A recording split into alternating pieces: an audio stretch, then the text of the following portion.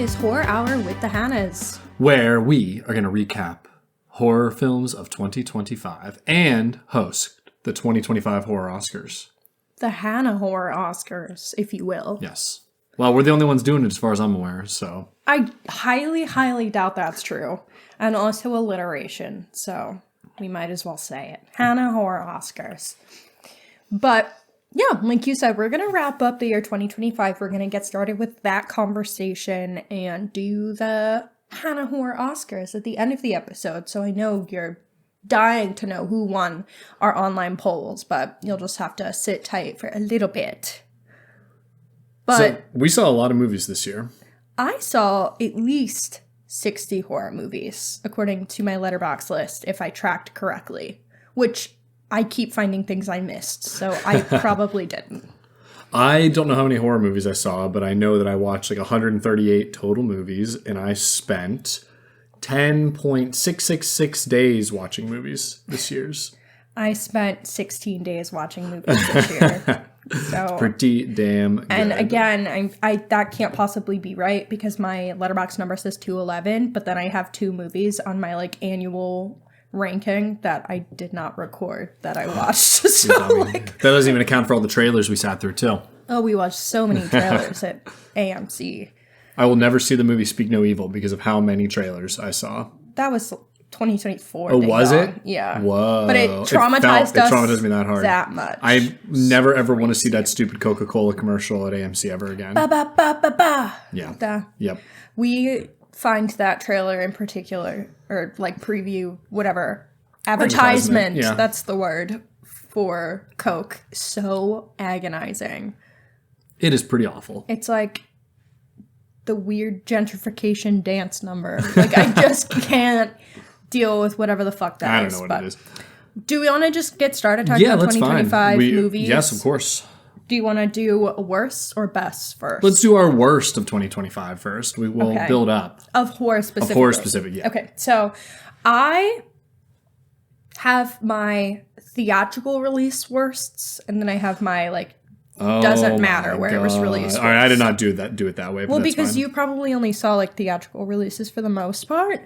That's and true. I saw a plethora of, like, online indie movies and stuff. So, if we're going with my theatrical releases, I can go 5-1, and then we could do yours, yep, and then fine. I'll do my, like, indie releases. Sure. Okay, so number 5, I have Locked. That is the movie with Skarsgård and Anthony Hopkins, and I just think this movie was, like, pretty bland and uninteresting for a movie starring 2 really fucking good actors. It's just, like, overall, like, a waste. That's not true. We saw previews for it in theaters. Don't remember. Blacked it out. I'm sure, yeah. It was early 2025, so again, that's not surprising. 10.666 days spent in watching movies, all right? So not that many. Yeah. That's what you're not saying. that many? I feel like that's a lot. 200 and some hours? Bitch. Oh, okay. 16. All right. And I still think other people had, like, way more than this. So my number 4 worst horror movie theatrically released in 2025 is Opus. You also didn't want that one, but that's because I told you not to. This was pretty uninteresting for a cult movie. I feel like those are normally pretty fun at the minimum, and I didn't really think it was that fun. I did like John Malkovich, though. I liked that they let him just go a little crazy. And that was cool. But, like, the script didn't do the other actors any favors. So, next, I have Until Dawn. I also had that on my list. That's a given. That one was just frustrating because, like, we liked the game and we played the game beforehand, and having it have nothing to do with the game but be the same name is really frustrating. Silly. I also think it's funny when they're like, hey, we're gonna have like a time loop to feel like a video game, but Until Dawn is a very specific game where if you die, you remain permanently dead. So it's like kind of funny to be like, it's like a video game. It's like, yeah, but Until Dawn didn't have that mechanic. When your characters died, that was it in that game. So it kind of is really silly and just doesn't, I don't know, it just seems really, well, they just didn't do even remotely the same story, so it just, like, doesn't make sense to call it Until Dawn. Agreed. There was, like, 2 pieces of overlap. Yep. That was Wendigos and the psychiatrist. That movie was really frustrating. It was, yeah. It's just like not that great of a movie on its own, even if it's not attached to Until Dawn. It would have been more interesting had it not been attached to Until Dawn. It would have been good, but I it would have agree, been better. But okay. My next one, number 2, is The Home. I have this on mine, but not this bad. I thought that the end was like fun in a bananas buck wild way. Like if you're cool with sitting through a kind of man movie just to get like the craziest fucking ending, yeah, like maybe it's worth your time. But beyond the ending, I think it's pretty lackluster and the performances are bad and the script is like how they get from A to C at certain points. I'm like, bro, what? Yeah. Pete Davidson, not your best work. And my absolute worst theatrically released horror movie is The Woman in the Yard. We have a whole episode on The Woman in the Yard, so we also had a whole episode on it Until Dawn. But go check that out, because we really get into the nitty-gritty as to why we did not like that, especially with its mental health themes. And you know, the whole discussion of suicidal ideation, I think, was done incredibly, incredibly poorly, especially with the ambiguous ending. So that is why it is my number 1. Okay, so for me, my 5th worst movie of the year was The Home. Yay! I agreed with you. There are good parts to it, but overall, it's pretty bland. I thought Pete was fine. We saw this for a Scream Unseen. And I just remember when it came up, everyone was like, oh, there was like groans. I think people left. They were like, yeah, I'm not sitting through this. 4 was Until Dawn, for all the reasons we already said. 3, Death of a Unicorn.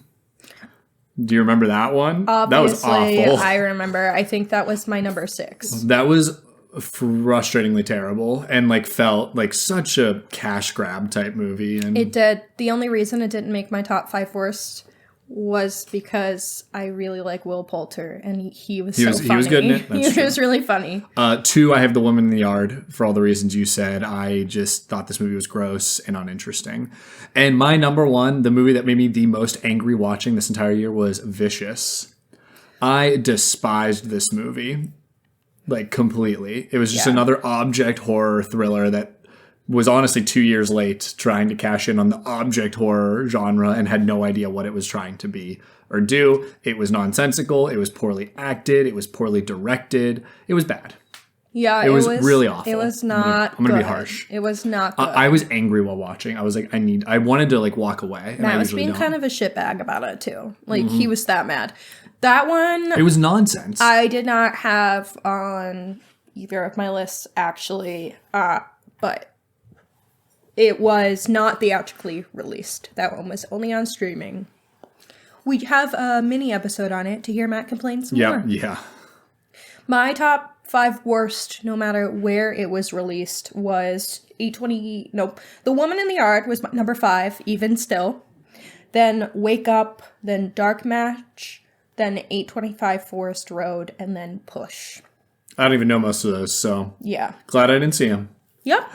All right, let's talk about the ones we liked after talking mad shit. And I'm going to have a controversial list compared to you, I think. So you will. Do you want to go first then, or do you want the controversy first? Doesn't matter. Controversy first then. Okay, so my number 10 horror movie of 2025 was Together. I liked this one. I don't have a lot to say about it, but I remember I enjoyed it. I didn't think it was like amazing, but I liked the concept. I thought it was well acted by Alison Brie and Dave Franco. Yes, and I thought them together was really fun. It had some very uncomfortable moments, and it was interesting. I wanted more, to be honest. I felt that I wanted more about the whole cult thing, which maybe would have been uninteresting. I don't know. I don't think it would have worked in the movie, I think you're right. But I understand wanting it. Number 9, my first controversy. Hard Eyes, baby. I love Hard Eyes. I loved Hard Eyes. Hard Eyes is my number 11. I would have never guessed that Hard Eyes would have stood the test of time for me. But like looking back, like what a great meta commentary on both rom-coms and horrors.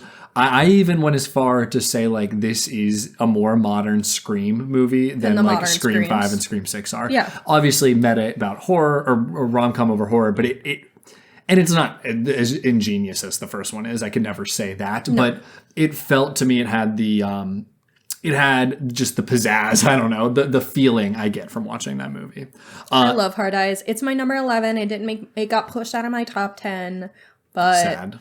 I still really like it, and I watched it twice this year actually, just to make sure it held up. Did you like the second time? I Yeah, only watched it once. I did. It's cute as hell. I like laughed out loud during the opening scene both times. It's really a smart movie, and I kind of wish it got its flowers. Well, it's getting its flowers from you. From us. Snaps. Yep. Okay, 8. Another controversy is him. I really liked him. I was on the complete same page with this movie, which I don't think a lot of people were. No. I love the way it ends. I love the insanity of it.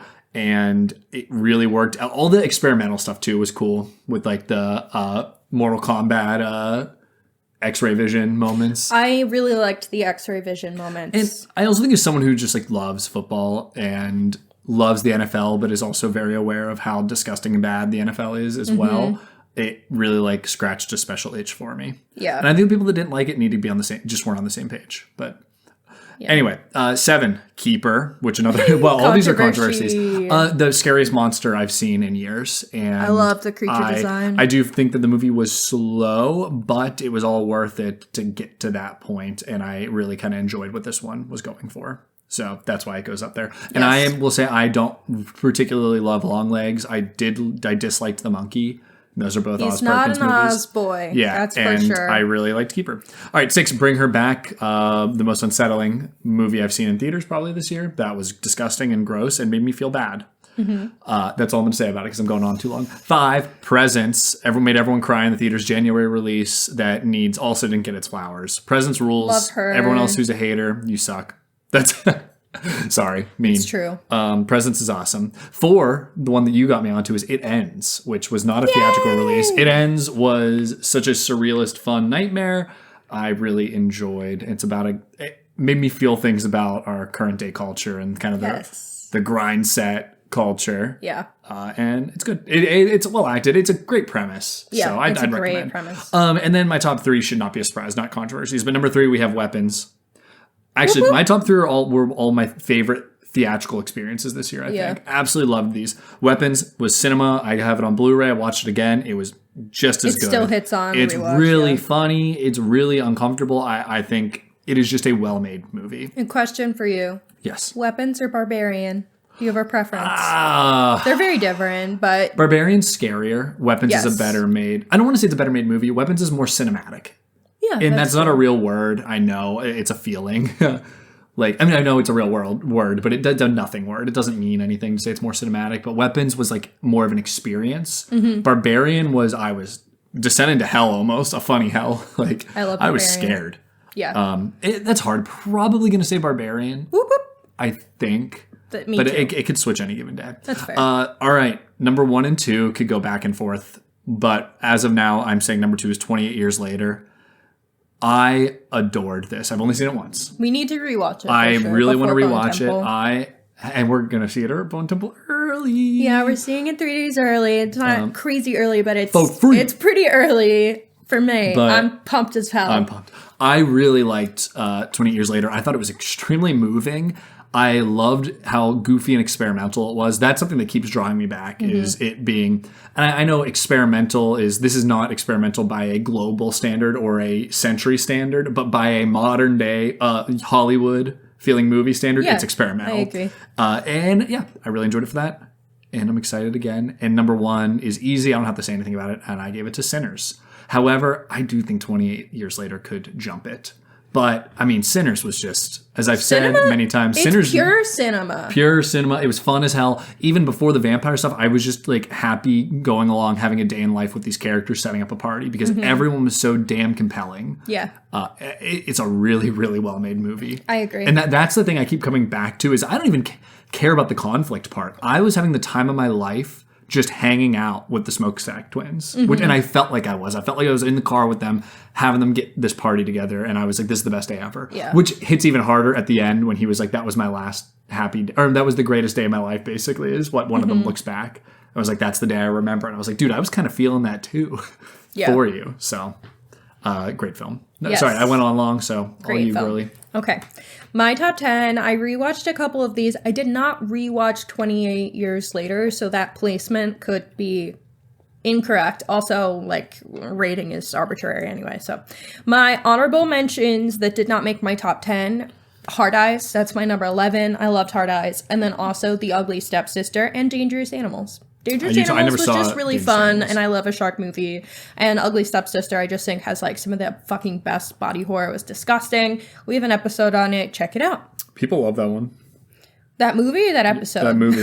Yeah, that episode both. Too. Yeah. Okay, so my number 10 is The Long Walk. I sobbed like a baby in theaters. I thought the performances were good. David Johnson, I love you so much, and I'm really excited for what your career will be. Also like Cooper Hoffman, but yeah, David Johnson, I think, is the more standout performer in that film. My number 9 right now is Good Boy. I really liked this movie. I think it could be scarier. It could have more going on, but I think its core concept being very experimental, I really like. And I think this one hit me really close to home in what the movie is saying, because it's very personally relevant to me in some familial conflicts right now with chronic illness. My next film, I feel like this is rated like not good enough. I feel like it should be rated better on my list, but I have Presents. I loved Presents. Again, I clearly love something that's a little experimental. I loved it being from the point of view of the ghost. Obviously it's not like scary, but I like that it has this family drama narrative, and the end made me sob like a baby in theaters. We love sobbing publicly.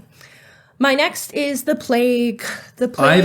I haven't gotten to see this yet. Yeah, so I saw The Plague early at the Philadelphia Film Festival, and it just started its limited theatrical release in December, but its extended theatrical release started this January, so I was kind of trying to figure out where to put it, if I should have waited for my 2025 list or 2024, but because I saw it 2024, it can stay there for now. I really, really liked that movie. I don't want to spoil too much on it because I think everyone should just make the effort to go see it, but it's really like psychologically uncomfortable because it's a lot about like bullying and everything for adolescents, which is like a tough time in life. I'm pumped to see it. Yeah, it's great. It premiered at Cannes, so if that tells you anything about the quality of the film, having a premiere at Cannes. The trailers look awesome, so it's really well filmed too. I just really loved that movie. Like, I have nothing bad to say. My next is Bring Her Back. Bring Her Back is there because there's an overlap for us. I loved their performances. I loved the body horror in this movie. I feel like it has some really iconic body horror that we'll be talking about for a long time. This is one I don't rate high enough because it made me so uncomfortable. And so it was like, looking back, I can't remember it fondly because it affected me that well. And that's like a good thing. Yeah. It's a very odd feeling, I'll say. So, yeah, I agree. That's why I went to the other tab, because I knew that. Okay, my next is Together. I like Together more than you, obviously, but I'm glad it was on your list at least. I really liked the balance of humor and emotion in this one. I think a lot of 2025 movies had a really great like tonal balance, so that's one of them. I really like the performances from Alison Brie and Dave Franco. I love that they're a real-life couple, and I feel like you can sense that in their chemistry in the film. And I liked some of the body horror moments, too. I think it just because of what it's saying about relationships and having been in a long-term relationship with someone I met at 18, I feel like it really resonated. That's me. Yeah, it is you. Congrats. Knocked me down early. My next is Weapons. Loved Weapons. Everything you said about Weapons stands for me. I really like that Zach Cregger does like a lot of unique things with time and the way he structures his films. So really like him. I'm so pumped for his Resident Evil movie and also so scared. I'm so pumped for anything that he does, really. This will be his first and something he didn't write himself exactly. It'll be interesting to see how inspired it is. I hope he gets to write most of it himself. Actually, I'm not sure what. I'm going to research that a little bit. Yeah, I don't know. Yeah. So we'll see. It's early in the works. So. Yeah. Next, I have It Ends. Like you said, I loved this movie. I also saw this at the Philadelphia Film Festival. I heard the director talk on it for a little bit before the movie started, which was really interesting. And I really liked what it's saying thematically as a young millennial. I really feel the burden of like our world economy, and like we have to just like wake up, get dressed, go to work, come back, relax from work, shower, go to bed, wake up and do it again. And I feel like this movie really understands like my existential dread that I have. So it was great. It's really unique. Please see it. It's currently available on the Letterboxd Video Store, and it is getting an actual wide release in 2026. Next, I have 28 Years Later. Again, on rewatch, this could maybe change, I'm not sure, but like you said, it's a beautiful theatrical experience, and I really liked the experimental nature of it as well. You can obviously tell that from my list in general. There's a lot of like experimental things in it, but the boots scene knocked my socks off. I can't stop thinking about it. And my number one is Sinners, because of course it's Sinners. It is pure cinema. It's beautiful, well acted. Like the cinematography is stunning. The directing is great. I hope this gets its flowers during award season. I'm sure it will, but it better, or every single person who's involved in voting for those has hell to pay. I will say, it's funny, in any other year, if Sinners hadn't come out, 28 years later would be the best horror movie by a landslide. And had 28 years later not come out, Sinners would have been the best by a landslide. And right now it's like 1A, 1B for me. Oh, no, I still think Sinners is the best. But I think a lot of people do. Incredible. Yeah, it's an incredible movie. So yeah, loved it. Okay, so obviously we watched a good amount of horror this year, both that we covered and that we didn't cover. Are there any movies where your opinion has changed dramatically as time has passed? I was looking, and like, not really. Okay. So what I was going to say is I did give 28 Years Later only a 4-star after seeing it. Mm-hmm. And yet I have it ranked higher than movies I gave 4.5. Yeah, and there are times where I keep thinking, could it beat out Sinners? I think it'd be hard, but like, I really enjoyed it. And so I think that one just kind of keeps growing on me I agree. As time goes on. Yeah. And so that's the one that has really like changed as I've moved further away from it. Okay. So, and I haven't done a second rewatch yet. So we need to. It's on I have like a list of things that I want to rewatch or watch for the first time. And I only have like 3 or 4 things left. And 28 just happens to be one of them. My movies that I think my opinion has changed fairly dramatically would be Traumatica. I feel like when we first saw that, it was one of the first early screeners that we got, so it was like really special. We watched it on vacation, and it was kind of our way of like escaping my family for a few hours. So like, I think we thought of it more highly because of that. I still stand by the fact that it is really scary. I like have videos of Matt jumping, and I don't see that often. I blacked that one out. I remember enjoying it, but like I got nothing thinking back on it. I think it's like portrayals of some of the trauma is really tough, and narratively it does become pretty messy. So I think we both rated it higher than we would if we rewatched it. And then the other one I would say is Shelby Oaks. I still like Shelby Oaks, but I know that you feel more sour on it as time has gone by. I just think it is... I don't think it's paying homage as much as it's just copying and pasting certain movies. Fine. I think that first 20 minutes is just so fun. I think the first 20 minutes is great. And I actually like how it ends. I really like the ending. And people had a problem with how it ended, but I think it makes sense how it ends. I think the whole story is going there. I just don't necessarily love how we got there. We do have a whole episode on that, so go We have listen. a mini review on it, not like a whole hour. Oh, you're right. In a mini review. Yeah. But yeah, check that out. What is your favorite film that we got a screener for or saw early as press? Easy. Him, which you didn't go. Matt Dalton and I went. And we had the time of our lives. And we walked down. We were both like, wait, this was so fun. And we were being goofy on the streets of Philly after trying to just make videos about it. And then little did we know, days later, it would turn out that everyone hated it. Yes, it was him really and I funny. were like, this is hilarious. This went for exactly what it needed to do. We were praising so many of the choices it made. But I think him and I both like this kind of movie. and we were both on the same page with the movie. Like, we really got there. Yeah. And I think people maybe took it too seriously. So I don't know. That was kind of my thought on it. So that was fun as hell. We had a packed theater. Not everyone loved it there, but like it was just funny and raw and just like exciting. So yeah, I didn't see that, so that couldn't be on my list. But I would say mine were The Long Walk or Good Boy. Okay.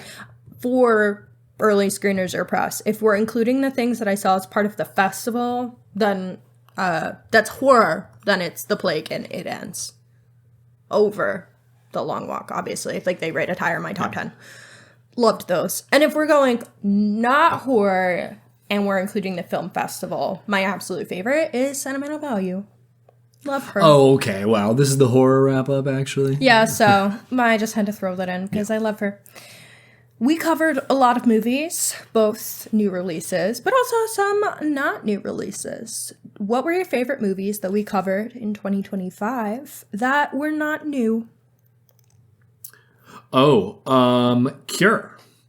Oh, I forgot to put Cure on my list. Yes, correct. So I have two. I thought I had like what my favorite episodes we did were, but I would say that what aligns with favorite movies I saw that are new to me. And that was Cure, which I loved, and Suspiria, both the original and the remake, which I had never seen. And those are probably two of my favorite episodes that we did this year as well. Okay. So. My favorite movies that weren't from 2025 that we covered were Train to Busan.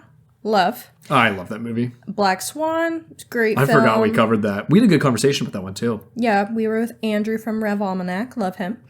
Twilight, obviously. How was this year? I love Twilight so much. Yeah, that was January 2025. Okay, I totally forgot we covered that. Yeah, I remember it was with Anna. And then I had Suspiria. I really liked Suspiria 2018. I loved our episode on Suspiria too with Heather. So my favorite episode, sorry Heather, my favorite episode is not Suspiria. My favorite episodes were Sinners, which we had on the gals from Movies and Us, Jen and Sarah.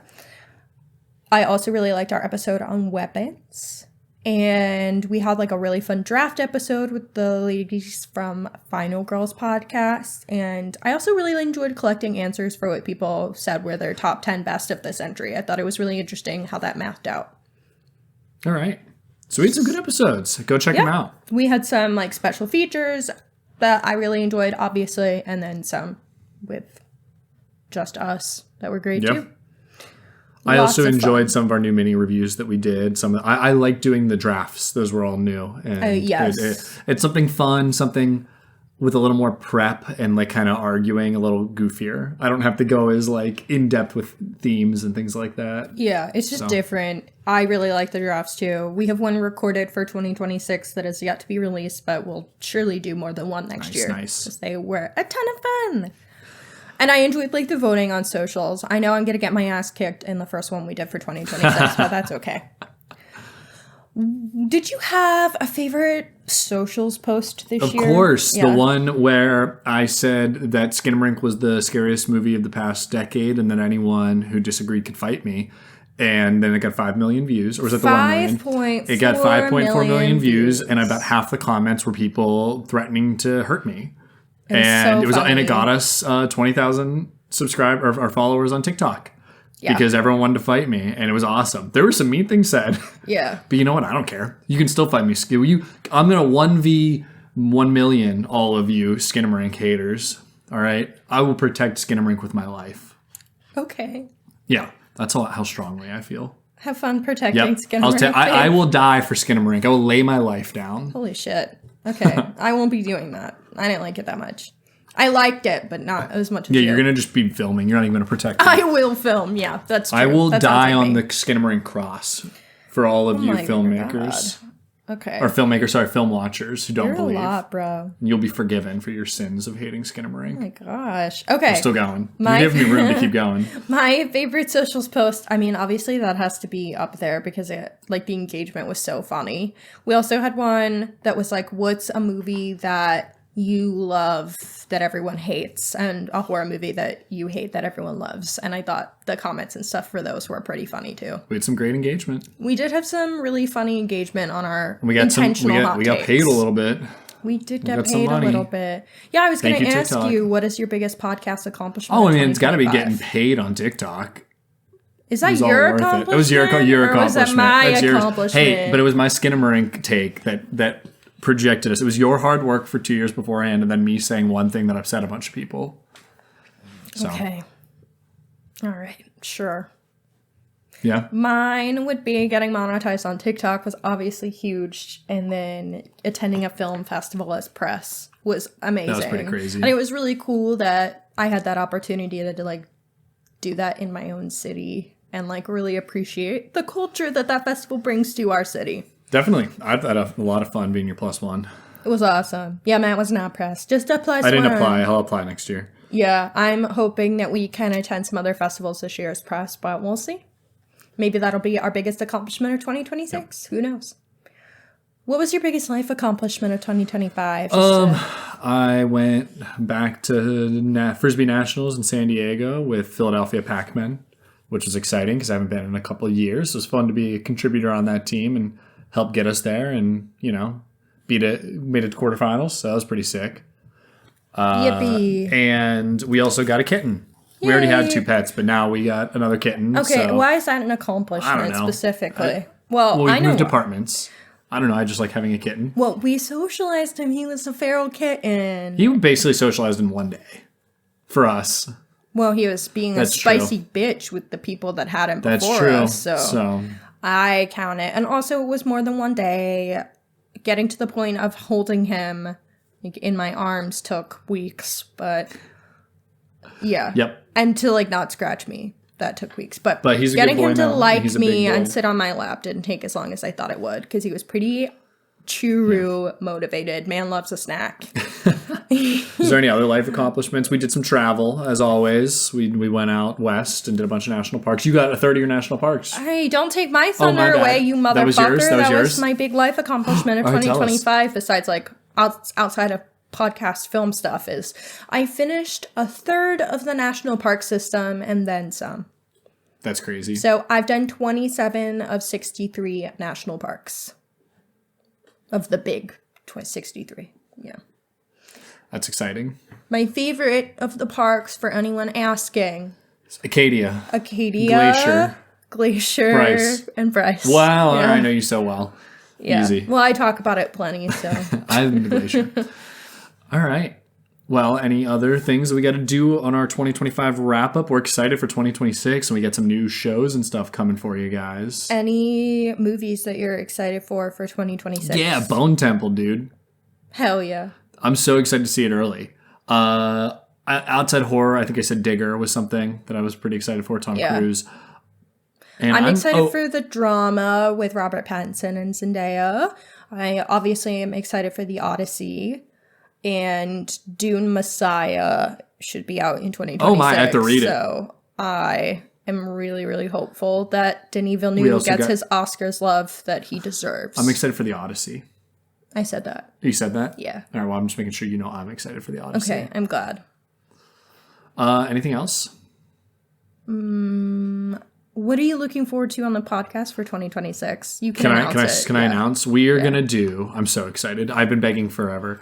Hannah's now doing her first watch of Twin Peaks, and we are going to be doing a weekly, probably weekly, rewatch podcast, like a watch along, where we're going to release the schedule for all of you guys so you can watch the show before we release the episode, and then you can call in or message, tell us what you think, and we'll do all kinds of fun interactive stuff, I hope. And Hannah, it'll be Hannah's first watch, my second watch. Yeah. So Hannah's first Twin Peaks watch is big. We've watched a couple, and I will say we are having a lot of fun so far. And I've been begging Hannah to watch the show, and I think it's so hard to explain why it's good. And I think it's starting to click for you 3 episodes in. So I think our like episode topics and like bits are pretty funny too. Yeah. So I don't know when we'll be releasing that. I was kind of thinking we wait till February. We'll announce it in future episodes leading up to it to just prep you to tune in, and we'll post our watch schedule on social media as well. So you can make sure to look out for that on our Instagram. We can start the day that Agent Cooper enters Twin Peaks. What day is that? It's like February 23rd, 9 a.m. Too far. Crazy. Too far away. That's sick. It's February something, 9 a.m., entering the town of Twin Peaks. Oh my God, I love that. That would be so funny. Hopefully it's a day of send the memes week of it that's every year. convenient for releasing episodes. So we can talk about that. Yeah. Okay. All right. So I think that about wraps it up for our wrap up. So now you can get ready to hear us host the 2025 Horror Oscars. Hanna Horror Oscars. I'm calling it Horror Oscars. I'm Kate Nate Lane claim. Okay. All right. See you soon.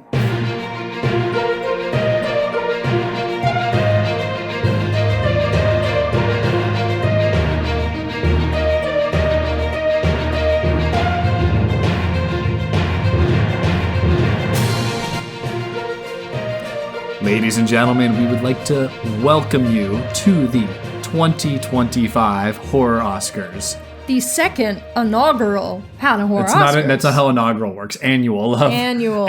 Shit. It's okay. Oh yeah, inaugural's the first. Anyway. Oopsie. We welcome back. I'm your host, Matt Hanna, here with my co-host in both this podcast and life, Hanna. Hi. I'm here. You're silly. Okay. I'm part of this. Either way, we're so glad to have you all here once again in the Dolby Theater on this beautiful evening. We're very happy to see all of our special guests out on the red carpet coming in. Everyone looks stunning as usual. And we have some great presenters and some great categories here for this wonderful year in horror. Don't we, Hanna? Oh, yes. We have plenty of our podcast friends like Sarah, or the other Sarah that we've had on the show. We have some other friends like Taryn, Will, but can't forget about Andrew, Britt. We've got plenty of fun presenters coming tonight that'll be sure to introduce themselves and their podcast. Do you want to just jump into this, Matt? I think so. So what is our first category? Here to present the award for Best Directorial Debut, Jen and Sarah of Movies and Us.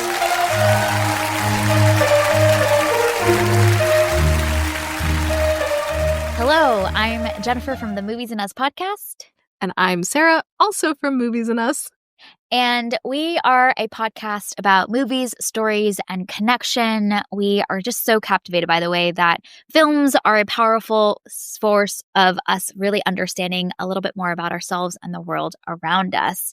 And we're very excited to be a part of this collaboration and this project by Matt and Hanna. And so the category that we are going to be introducing today is Best Directorial Debut, which this is a very exciting category. I'm glad we got to do this one.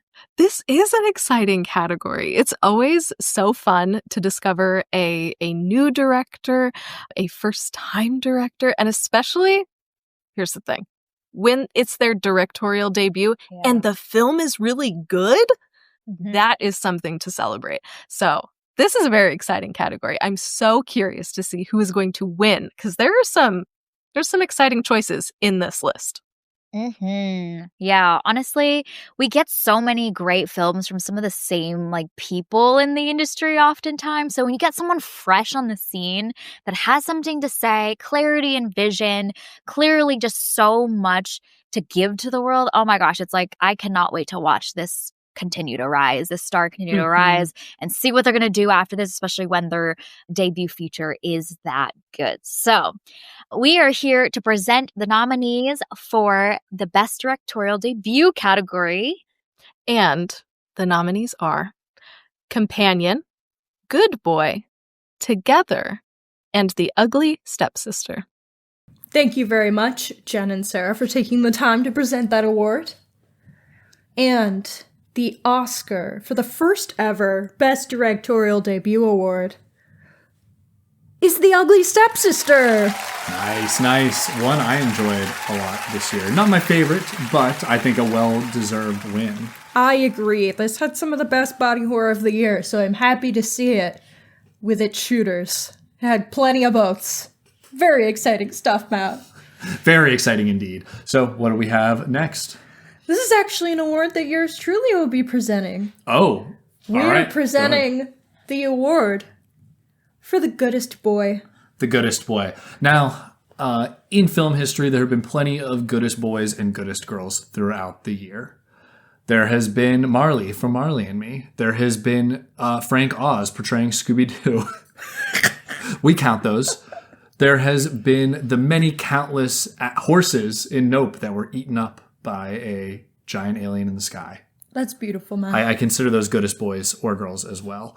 But this year, we had a goodest boy take center stage. It was incredible stuff. And to be honest, there's only one person up for this award. There was only one potential winner. One potential winner, and that goes to... Pulling it up. Who took center stage? Indy the dog from Good Boy. Woo! And Indy, if you remember, basically led this entire movie by himself. This goodest boy made this movie happen. Without him, there wouldn't have been a movie. So I loved that boy was good as hell. Let me tell you. Man's best friend for a reason. Man's best friend for sure. And so we're happy that he is here to accept his award today. So Indy the dog, please take your Oscar. Next up, we have Will from Red Treehouse presenting the award for Best Supporting Actor. Will, come on down.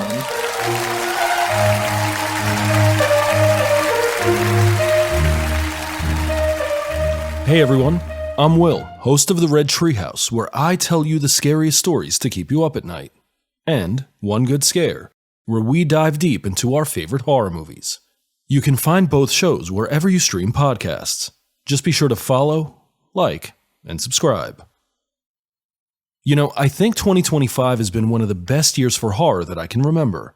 We had more than a handful of terrific movies and powerhouse performances, all of which make me excited to see what Terror's 2026 will bring to our screens.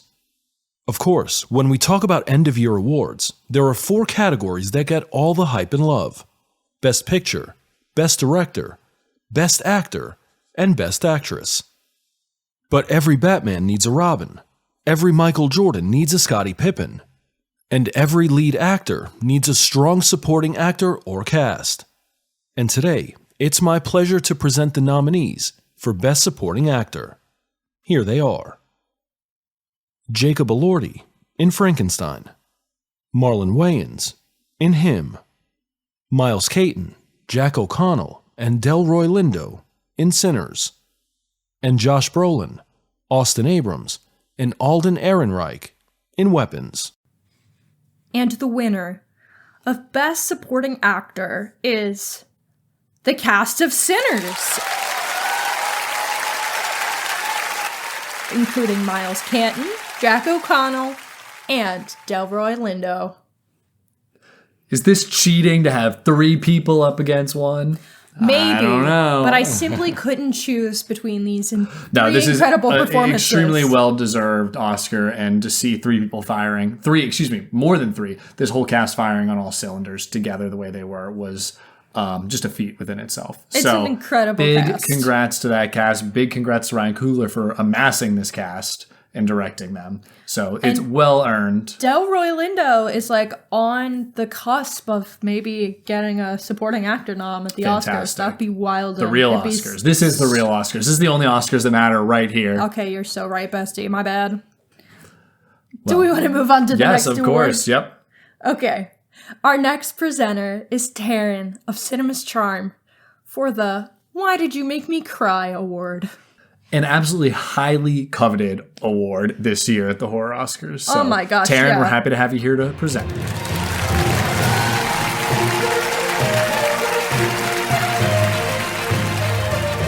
Hi, my name is Taryn, aka Cinema's Charm on TikTok and Instagram. I talk all things film and TV, and horror happens to be my favorite genre, so if you'd like to get into some movie discussions, then be sure to give me a follow. Horror as a genre inherently plays with your emotions, but I think the films that came out in 2025 in particular were especially emotional, which is why I'm here to present the nominees for the Why Did You Make Me Cry category. 28 years later, the bone sculpture scene. Good Boy, the ending scene. The Long Walk, the ending scene. And Presence, the ending scene. Thank you so much, Taryn. So, the Oscar for Why Did You Make Me Cry goes to the bone sculpture scene 28 years later. And I'm pumped. That was my vote. That was my vote. That's what you voted for. Day. It's not what I voted for. You know what? It deserves. Obviously won the most votes. That had me moved in the theater. So I was so moved. I'm I biased. cried. I'm a biased host. That's okay. You were allowed. It was a great scene. So all of those congratulations to Alfie and Ray Fiennes.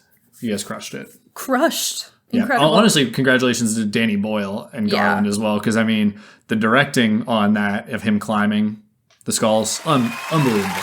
Loved it. Chef tips. Next up, we have Lonely and Susie of No Bodies here to present Best Supporting Actress.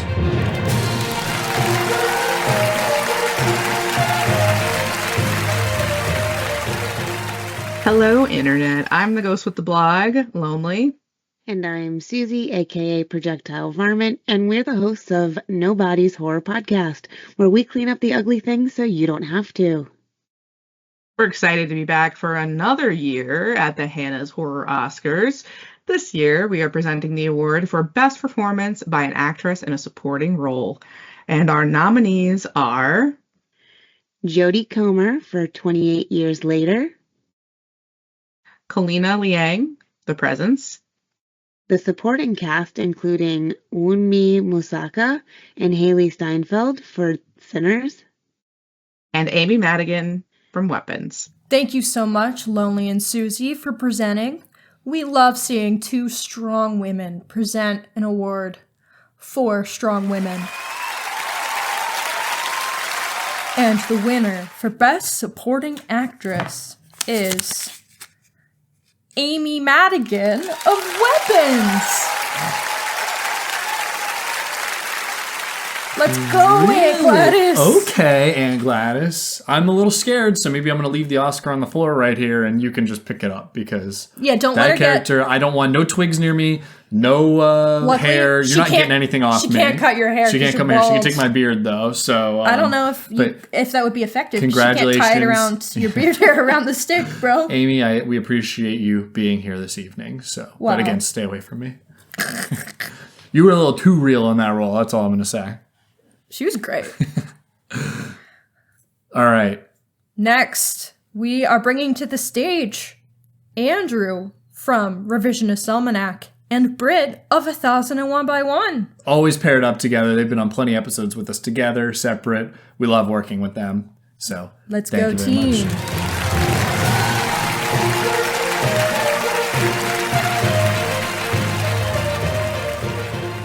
Hi, I'm Andrew from the Revisionist Almanac.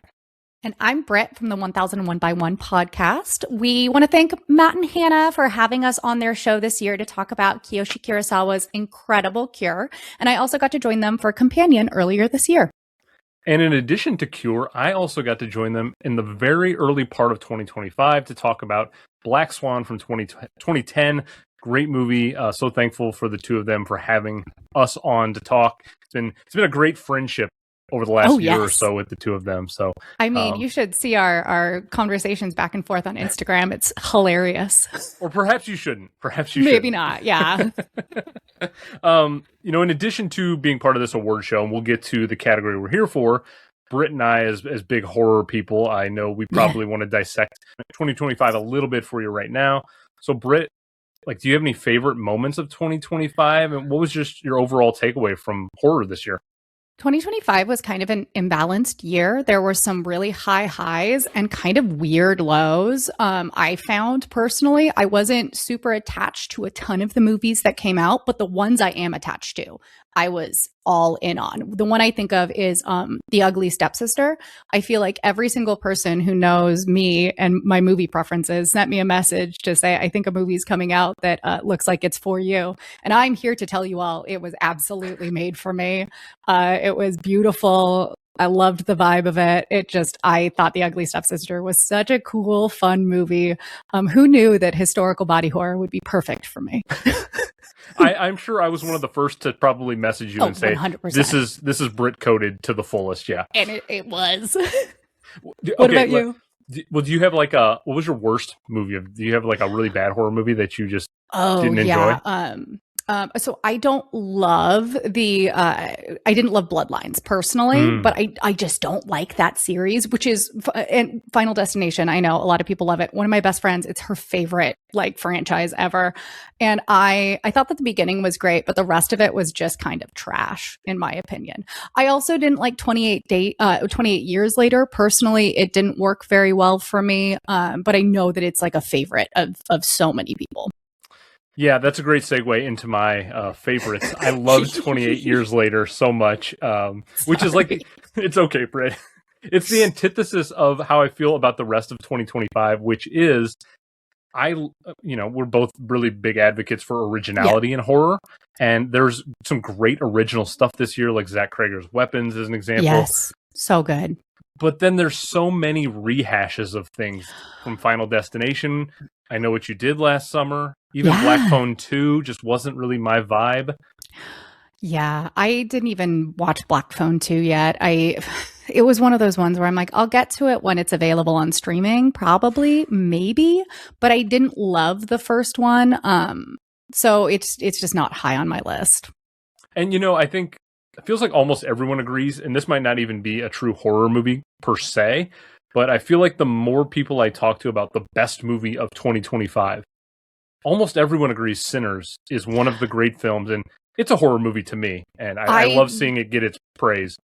Sinners is incredible. Sinners should win all the awards. Sinners is a beautiful film, and it's also a horror movie. It's a vampire film, and I understand it's not everybody's cup of tea with horror when there's also action, but it's a horror movie. The horrific things happen in it, and it also just digs into your soul and kind of rips it apart. I loved Sinners. I thought it was incredible. I also had a really good experience seeing it in the cinema, and then watching it again at home. I felt the same way. So, like, Sinners is perfect. I love it, and that's the beauty. I will of take horror. no criticism.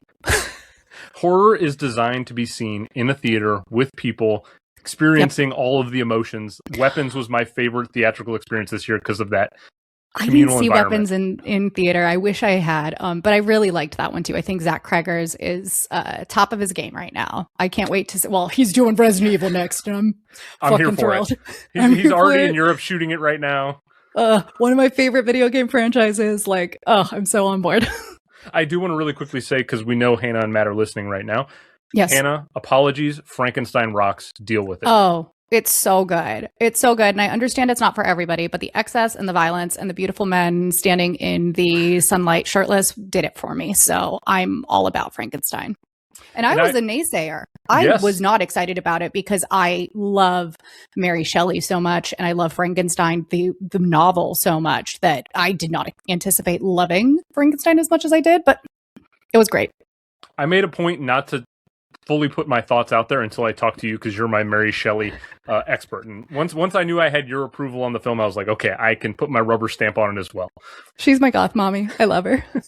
And I also want to say, because we're at the end of the year, I'm going to make a New Year's resolution for the second consecutive year, specifically to Matt over there at Horror Hour. I am sorry. I did not get to Twin Peaks the way I thought I was going to this year. Damn that season 2. It always trips me up every single time.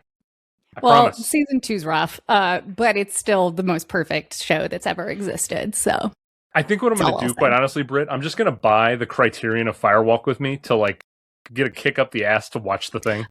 Absolutely. You have to. You have to, because you can't watch Firewalk with Me until you've watched the entirety of Twin Peaks.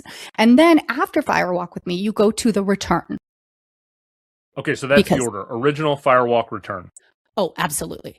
Absolutely. Okay. Do not watch The Return before you see Firewalk with Me. I'd be very disappointed. So, Matt, apologies. That's my New Year's resolution to you. We are going on a Matt tangent, though, on a different detour. Let's get back to what we're here for.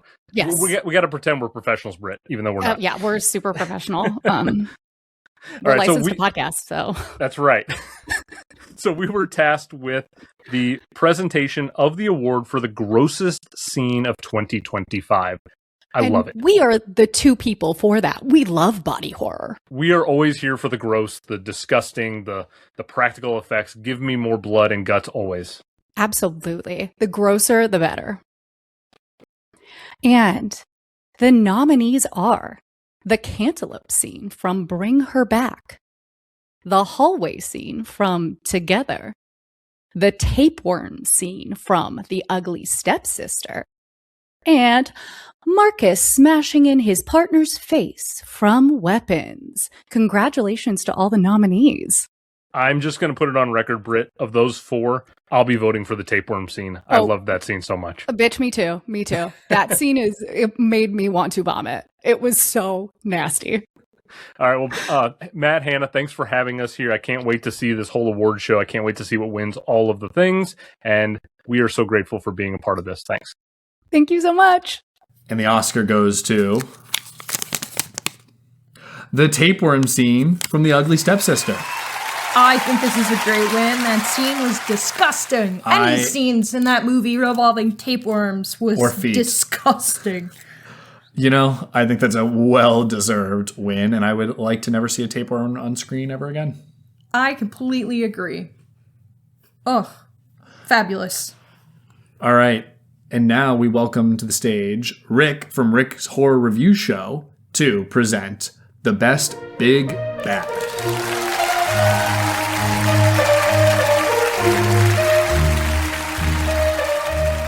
I'm Rick from Rick's Horror Review Show, broadcasting from the usually slasher-free zone, of course. Tonight is about villains, however. Not body counts, not spectacle. Presence, control, the kind of antagonist that shapes the entire film the moment they enter the frame. In horror, the big bad is not a supporting cast. They are the architecture. I'm here to present the nominees for Best Big Bad. And the nominees are Tucker, the killer from Dangerous Animals. The Hard Eyes Killer from Hard Eyes. Remick from Sinners. And of course, last but not least, Aunt Gladys from Weapons. And the winner for Best Big Bad, this isn't going to be surprising to anyone. It's Aunt Gladys from Weapons. Again, that's 2 going to Aunt Gladys tonight. Aunt Gladys and again, awards. I will be leaving the Oscar over here and getting the hell away from her. Does she wear her wig and her lipstick tonight? That is horrific. Man, you couldn't have dressed No, up I a like little it. better I like for this it. event. That is incredible. Oh, okay. Yeah. Nope. That's a huge win. So We congratulations. We gotta speed through here, get Aunt Gladys off out of the here. stage. Just play the music. Play the music. So now we are bringing the team from Is It Horror up to the stage to present the award for Best Lead Actor.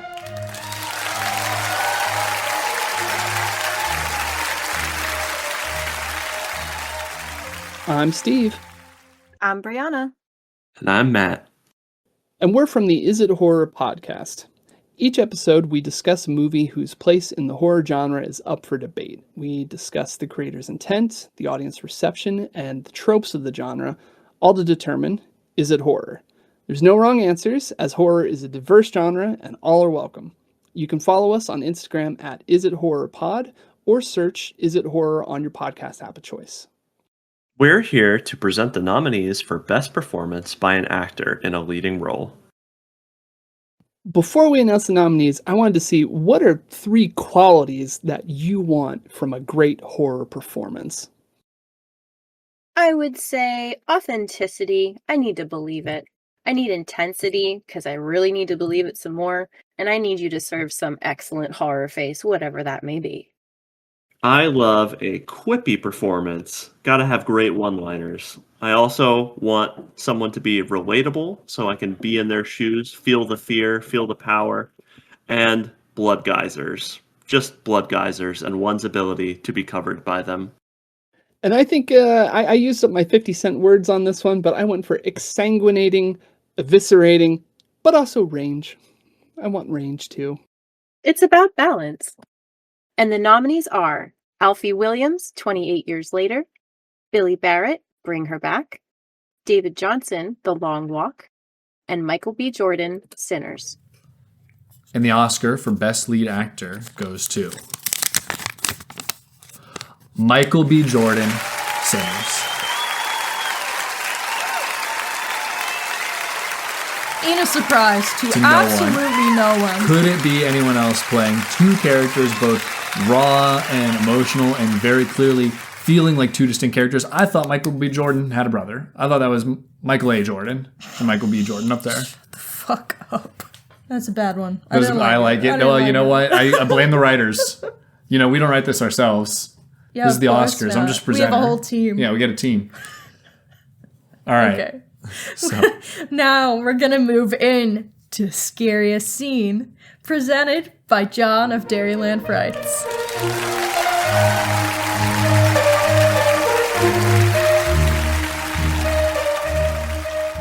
Hello, this is John, host of the Paranormal podcast, Dairyland Frights, where we cover everything mysterious, creepy, and scary in the Midwest and beyond. And I am doing a fun piece that I'm honored to do with podcast Horror Hour with the Hannas. And it involves one of my favorite scenes in horror movies, but something you don't see anymore that's too scary or has changed a little bit is the jump scare scene where, you close the refrigerator door and there's the killer. You get out of the shower and you clean up the mirror. There's the killer behind you. You are running from the killer, and then all of a sudden another killer appears out of a bush or something. And I miss those scenes, the jump scare scenes. You don't see them that much anymore, and I kind of miss that. They got a little bit overdone, but they're still great scenes to have in horror movies, and I hope they bring them back because that's so great. So right now, without further ado, I am here to present the nominees for Scariest Scene in a Horror Movie. And the nominees are The Land Bridge Chase, 28 years later.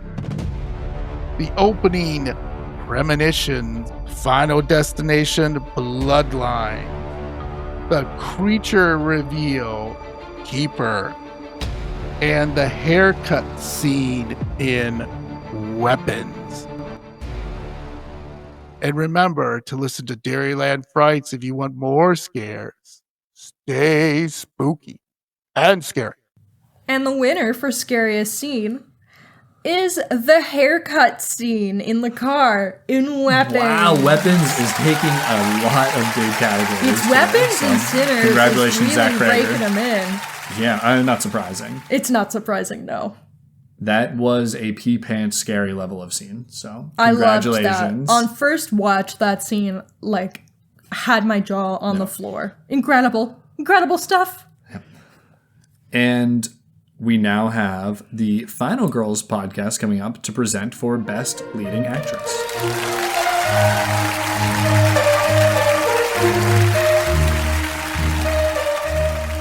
Hey everyone, I'm Kelly. And I'm Sarah. And we are the hosts of the Final Girls podcast. Yes, we are. And we are super stoked to be presenting the best performance by an actress in a leading role. Our podcast really celebrates women in horror. We like to talk about the ways that strength show up in different characters because we can't all be a Ripley, right? Like some of us are Wendy's from The Shining. Some of us are Zephyrs from Dangerous Animals. And we really like to highlight really badass women in horror. And this is such a great category to do that. And it's such a great year to do it. Oh my gosh, so many good ones. We have had incredible films this year. And I'm sure that all of these nominees are going to be very familiar to the listeners in the horror community. 100%. So without further ado, we are here to present again the category Best Performance by an Actress in a Leading Role. And the nominees are... So first of all, we have Sally Hawkins from Bring Her Back. We have Sophie Thatcher from Companion. Allison Brie from Together. And Julia Garner from Weapons. Yep. So that is a very difficult category to It is. pick a winner from. You guys know who I would pick, but I cannot wait to hear the answer. Yes. Thank you for voting, everyone. Stay spooky. Stay spooky. Thank you. Bye. Thank you, Kelly and Sarah, for joining us tonight. And the Oscar goes to Sally Hawkins. Bring her back. That's a big win. Big win for the people out there. I'm excited. I was nervous that the people wouldn't get this one right because I do think there was an objectively correct answer, and that was my girl, Sally Hawkins. We love it. She Snaps. was so freaking good in that movie. Yes, queen, get it. Love. Congratulations. All right, Matt. It's time for the big award. Now introducing Sarah of Paranormal in Pennsylvania to share the nominees for Best Film.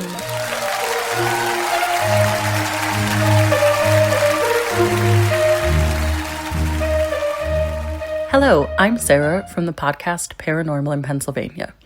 Every week, we discuss the history and hauntings of various locations across the state of Pennsylvania and the whole of the United States of America. Today, I'm going to be presenting a category that is important to me because I love all things horror. From paranormal movies to slashers, I love to sit down with the best horror films. I'm here to present the nominees for the best horror film. And the nominees are 28 Years Later, Bring Her Back,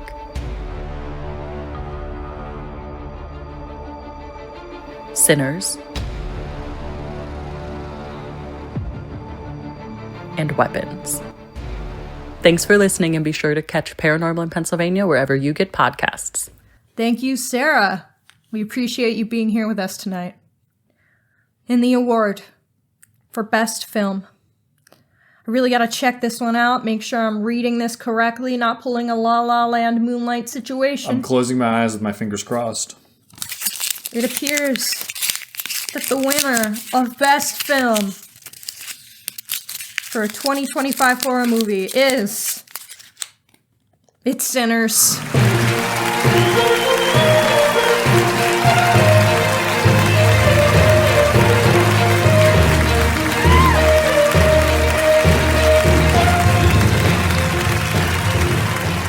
Couldn't have been anything else, could it have been? It really couldn't have been. You know, I thought maybe a possible sleeper 28 years later, but no. Sinners is film of the year, not just horror film of the year. It might very well be film of the year. Okay, I need to say, did you ever actually think it was going to be 28 No. years? Because a lot of people don't like that movie. I know. For me, it was one that was like a sleeper, you know. The Academy goes crazy with it. Yeah, it was never going to happen. No, I'm pumped. Sinners rules. Sinners does, It in is fact, great. rule. One of my favorite film experiences of the year. So good. hell yeah for Sinners. That's a generational horror film that will be remembered for a long time. So congratulations to the whole cast, crew, director, producers. Y'all killed it. Incredible. Incredible stuff. Well, that's it for this year. We have finished presenting all of the awards for the 2025 Hanna Horror Oscars. And thank you everyone who came out and joined us for this lovely evening. Thank you to all of our presenters and all of the filmmakers that made this possible. Yes. All the actors, directors, cinematographers, producers. We couldn't have been here without you. It's been an incredible year on the podcast. We've had so many fantastic guests. Give it up one more time for our presenters on this episode, including Jen and Sarah of Movies and Us, Will of Red Treehouse, Taryn of Cinema's Charm. We also had Lonely and Susie of No Bodies, Andrew of Revisionist Almanac, Britt of 1001 by 1, Rick from Rick's Horror Review Show, Steve, Brianna from Is It Horror, John of Dairyland Frights, Kelly and Sarah of the Final Girls podcast, and of course, Sarah of Paranormal in Pennsylvania. In addition to these presenters, we also had friends Anna, Jason, Preston, The Real Voice on TikTok, Haunted US, Movie Friends podcast, our friend Alex, our friend Michaela, and our friends Heather Stewart and Talking Horror come on the show this year. So 4 full episodes. We also had some other creators join us for some of our collaboration episodes where they submitted clips. So we just wanted to shout you out and say thank you so much for helping us with the show in the year 2025. Thank you, everyone. And this concludes our presentation of the 2025 Horror Oscars. We will catch you again next year.